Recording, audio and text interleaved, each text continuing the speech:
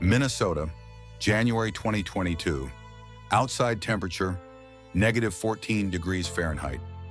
Inside a Minneapolis federal building, FBI agents are pulling on their jackets. Not for warmth, for the raid. At the center of it all sits a number so large it takes a moment to process. $250 million gone. Not stolen from a bank, not ripped from a corporation, taken from the United States Department of Agriculture's Child Nutrition Program. The program designed to feed America's most vulnerable children during the worst pandemic in a century. Across Minnesota, real children are hungry, real families are struggling, real parents are waiting for food assistance that was promised and never came. That money, their money, is sitting in accounts controlled by a woman named Aimee Bock. In bank accounts, in real estate. Behind the wheel of a Porsche, 48 fraudulent nonprofits, 70 co-conspirators, over 1 million false meal claims, all orchestrated by a former teacher who called herself a child nutrition advocate.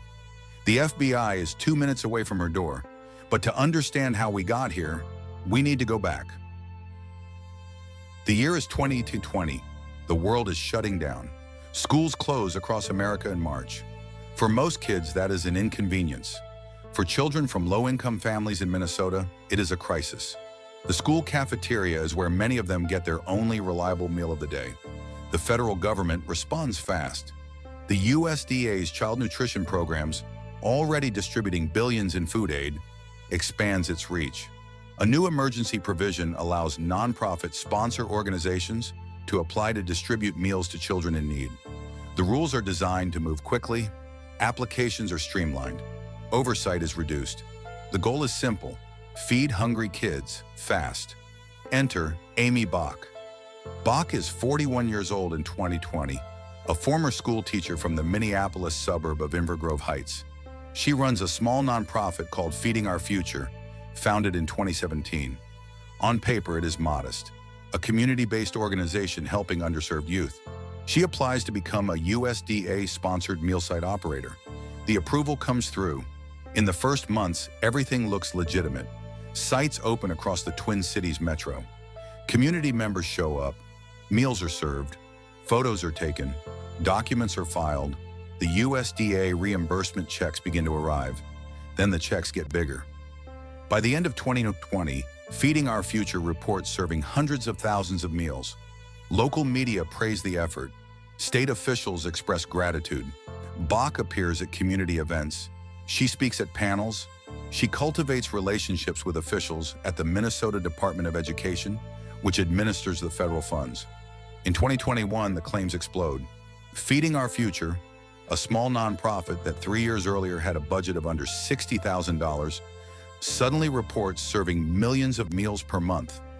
It becomes the third largest USDA child nutrition sponsor in the entire state of Minnesota. State officials at the Minnesota Department of Education flag the growth as unusual. They send a letter. They express concern. They attempt to pause new site approvals. Bock does not pause. She sues the state of Minnesota. She argues that blocking her sites is discriminatory. She wins a preliminary injunction. The money keeps flowing. By mid-2021, Feeding Our Future is receiving over $40 million in federal reimbursements per month.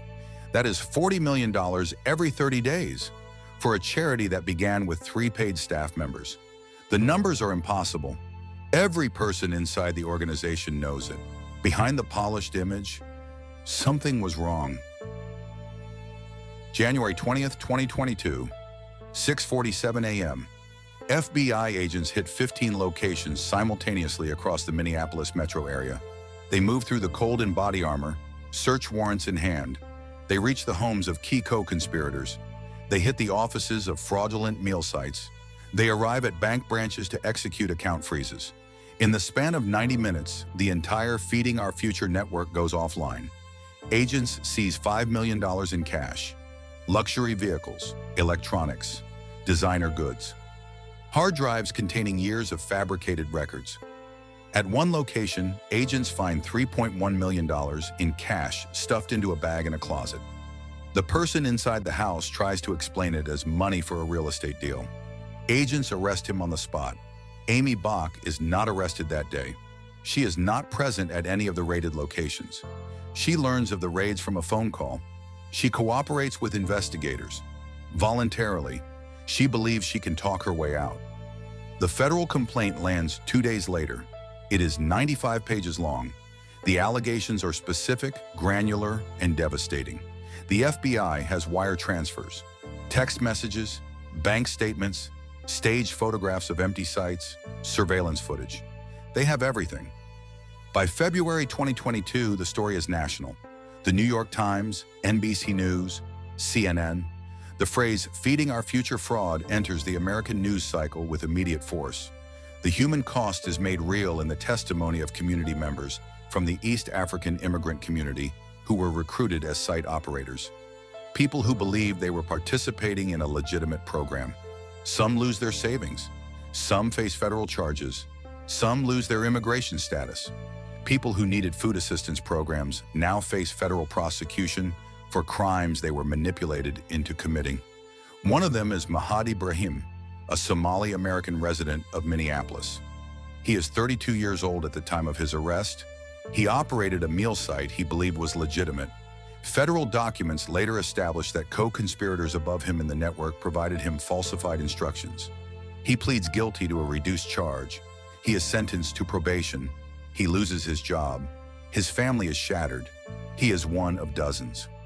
By March 2022, 50 individuals face federal indictment. By the end of 2022, the number climbs to 70. Some flee the country. Federal agents pursue them internationally. Multiple defendants are arrested attempting to board international flights. Bock's attorney releases a statement calling the charges deeply troubling and insisting that feeding our future served a legitimate community need. The statement notes that many meals were, in fact, served. Federal prosecutors produce records showing that the total dollar value of any legitimate meal service amounts to less than $5 million, against $250 million claimed. The gap is $245 million. Every single dollar of it, taxpayer money. Every single dollar meant for a hungry child.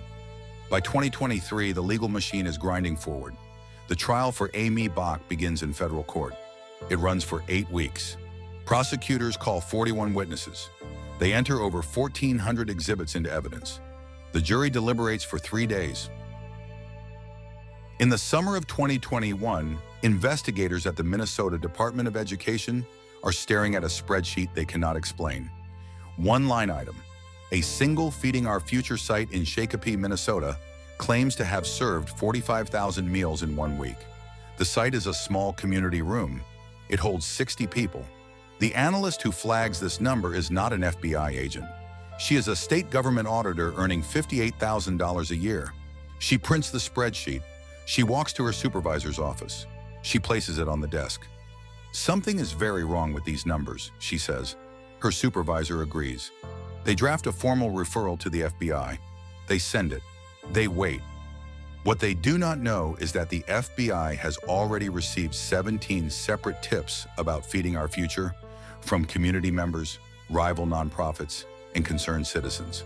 The tips have been accumulating since January 2021. All of them flag the same thing. The meal numbers are impossible. In November 2021, state officials at the Minnesota Department of Education take the extraordinary step of attempting to withhold reimbursement payments to Feeding Our Future pending review.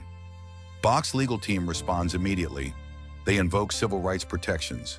They argue that the state's delay represents discrimination against immigrant community organizations. The state backs down. The payments resume. This is the moment that defines the entire investigation. State officials later testified that they felt legally trapped, unable to stop payments without risking a discrimination lawsuit that they feared they might lose. Bock uses that fear like a weapon. As late as December 2021, she is still recruiting new site operators. She is still expanding the network. Court documents later reveal that in private messages, she instructs co-conspirators to document fake meal service with photographs. She advises them to stage the photos to look legitimate. In one message obtained by federal prosecutors, she writes, "Make sure there are kids in the pictures." There are rarely any children at the actual sites. Former Feeding Our Future employee Abdikarim Idala later testifies for the prosecution. He describes watching workers sort through bags of food not intended for children, but purchased to generate receipts that match federal claims. He describes Bock directing operations with calm authority, like she was running a shipping company. His own employees began confronting Bock directly in late 2021. They could see the FBI closing in, the cars parked outside the office that weren't there before, the emails going unanswered, the reimbursements suddenly slowing. Bock reassures them, tells them everything is fine, tells them the government is simply jealous of their success. At the same moment, she wires $250,000 to an account overseas. She is not stopping. She is accelerating. As quoted in federal court documents, Assistant U.S. Attorney Joseph Thompson later states, "This was not a moment of weakness or poor judgment. This was a deliberate, sustained, and sophisticated fraud machine operated with full awareness of exactly what it was doing." Warning after warning arrives. Warning after warning is buried. The only way out was deeper in. Here is how the fraud works. Under the USDA's child nutrition programs, sponsor organizations like Feeding Our Future submit claims for meals served at registered sites. The formula is simple.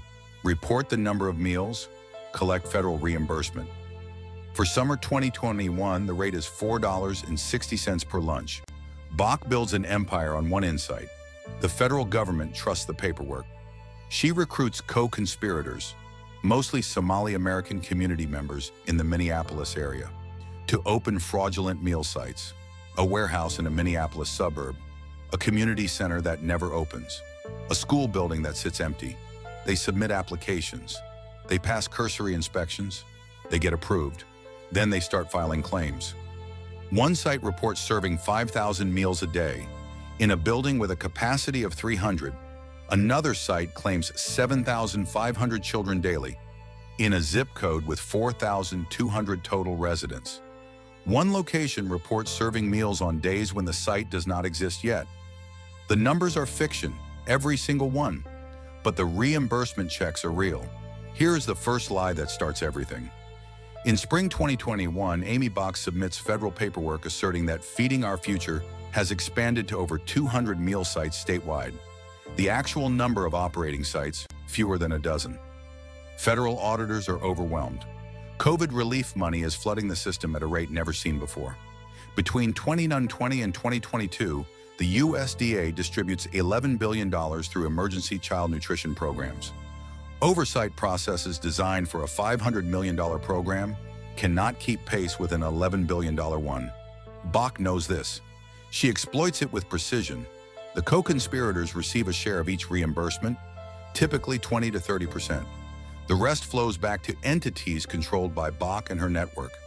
Bank accounts are set up in rapid succession. Wire transfers move between accounts within hours of federal reimbursements landing. Money exits the United States and lands in accounts in East Africa within days. One shocking statistic, in a single 6-month period in 2021, Feeding Our Future files claims totaling over $197 million in federal reimbursements. For context, the entire state of Minnesota's legitimate summer meal program had never exceeded $34 million in a full year. Meanwhile, Bock is living a life that her nonprofit salary cannot explain. A $3 million home, luxury vehicles, international travel, real estate investments, all purchased while running a charity meant to serve the hungriest children in Minnesota. Investors, media, and regulators are completely fooled. The lawsuit win against the state gives her credibility. Officials believe that any concerns were already adjudicated. The federal spigot stays wide open. Nobody is asking questions. Almost nobody. One person starts asking questions. In 2025, the verdict arrives. Aimee Bock is found guilty on multiple counts of wire fraud. The federal jury finds her to be the mastermind, the architect who designed, managed, and profited most from the largest child nutrition fraud in American history. She is 46 years old at sentencing. Federal Judge Nancy Brazel orders her to forfeit $5.2 million in assets. The Porsche, the bank accounts, the proceeds, the electronics, all of it. For the victims, the community members who were manipulated into the scheme, The families whose legitimate food assistance was undercut by false claims consuming the system's capacity, and the American taxpayers who funded a ghost program. The verdict brings a form of resolution, but the broader damage is harder to quantify. The Minnesota Department of Education's Child Nutrition Program spent 2 years paralyzed by the scandal. Legitimate nonprofits lost funding access. State officials passed new legislation tightening controls on USDA-sponsored organizations. Entire communities in Minneapolis lost trust in food assistance systems they depended on. Bock's co-defendants fare no better. Mahad Ibrahim's co-conspirators at the top of the network received sentences ranging from 4 to 20 years. Defendants who laundered money internationally receive enhanced sentences for obstruction. The final count of individuals charged in the Feeding Our Future investigation reaches over 70 people. As of early 2026, Aimee Bock awaits formal sentencing, with prosecutors seeking a term that reflects both the scale of the fraud and its specific targeting of one of America's most protected federal programs, food for children. The forfeiture proceedings continue. Federal marshals work to trace and recover remaining assets held in overseas accounts. The Porsche has been seized. The government wants every dollar back. Here is what the Feeding Our Future case tells us. Fraud does not always look like crime. It wears the face of charity. It speaks the language of community.